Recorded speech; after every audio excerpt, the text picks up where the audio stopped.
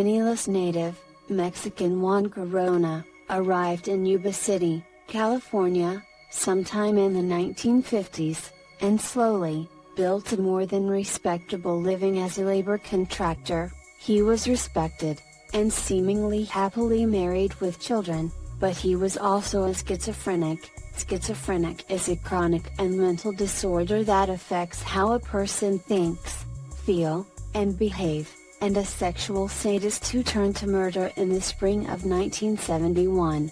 Corona found workers in the steady flow of migrant laborers, coming out of his home country, just plain vagrants that were looking for a paycheck.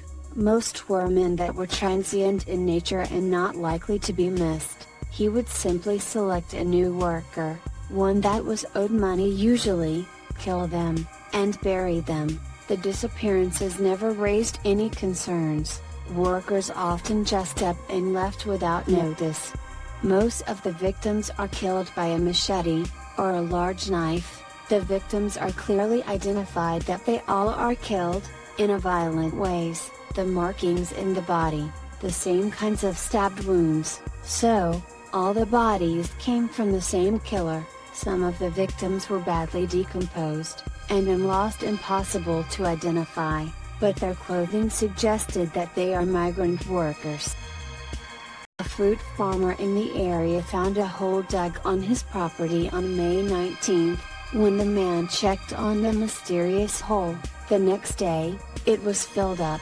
Even to a simple farmer, it was obvious that this was more than likely a grave for someone or something, and he called the police. Kenneth Whitaker was dug up from the earth, his throat and head hacked viciously, and his upper body stabbed repeatedly.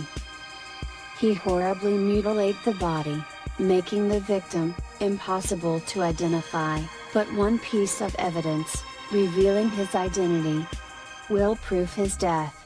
A search for more graves turned up more than anyone would have imagined, and by early June, the grand total had reached 25 bodies. From one of his victims, recovered a new piece of evidence, will blow the case wide open, and point the finger at a most unlikely suspects. Juan Corona.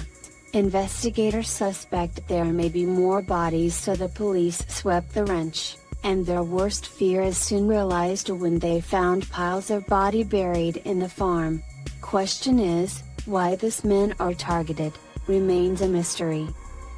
But still, the police needed some solid evidence, so the police continue the investigation, and what they found is a multicolor pen, and a ledger, where Corona wrote all the victims' name he had killed. The finding includes the meat recipe that were recovered from the murdered victim, his abnormally clean of vehicle, eyewitness testimony confirming Corona's involvement with the murdered victims.